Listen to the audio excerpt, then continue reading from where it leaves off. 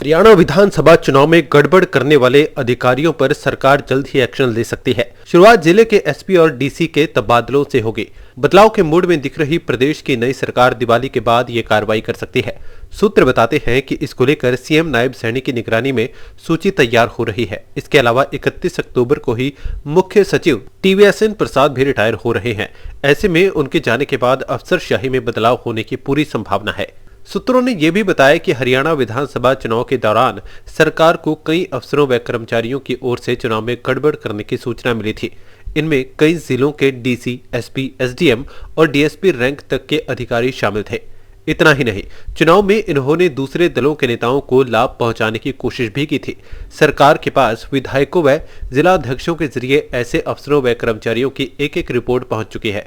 इस रिपोर्ट के आधार पर ही अब तबादलों की सूची तैयार की जा रही है। 3 दिन पहले पंचायती विकास मंत्री कृष्ण लाल पंवार ने भी कहा था कि हरियाणा में 8 अक्टूबर को मतगणना से पहले ही अधिकारी पूर्व सीएम भूपेंद्र हुड्डा के पास माथा टेकने पहुंच गए थे। वहां भाजपा के खिलाफ रणनीति तक बनाई गई थी। पवार ने दावा किया था कि ये मीटिंग दिन में नहीं बल्कि रात के अंधेरे में हुई थी। साथ ही उन्होंने कहा था कि इनके नाम अब सीएम नायब सैनी के पास पहुंच गए हैं, उन पर जल्द गाज गिर सकती है। इसके अलावा उन्होंने अधिकारियों को मैसेज देते हुए कहा था कि अधिकारी अब नॉर्मल पोजीशन में आ जाएं। वो भी सरकार का हिस्सा है, वो निष्ठा से काम करें। अधिकारी दिमाग से ये बात निकाल दें कि भविष्य में कांग्रेस की सरकार आएगी। जिस तरह गुजरात में 5 बार भाजपा की सरकार बनी, उसी तरह हरियाणा में भी आगे 2 बार बीजेपी की सरकार ही आएगी। इससे पहले बिजली एवं परिवहन मंत्री अनिल विज कह चुके हैं कि अधिकारियों ने उनकी हत्या की साजिश रची थी।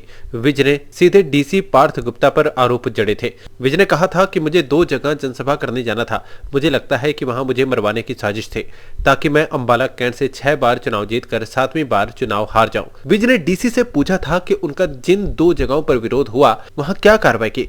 प्रशासन के विरोध की पुख्ता जानकारी थी तो फिर सुरक्षा के बंदोबस्त क्यों नहीं किए गए। विज ने यह भी कहा था कि जैसे ही 8 अक्टूबर को उन्हें लीड मिलनी शुरू हुई तो डीसी वहां से गायब हो गए। पानीपत ग्रामीण सीट से निर्वाचित बीजेपी विधायक महिपाल ढांडा ने प्रशासनिक अधिकारियों को 15 दिन पहले ही कड़े शब्दों में चेतावनी दी थी। विधायक ने यह चेतावनी उन अधिकारियों को दी थी जिन्होंने विधानसभा चुनाव के दौरान कांग्रेस की मदद की।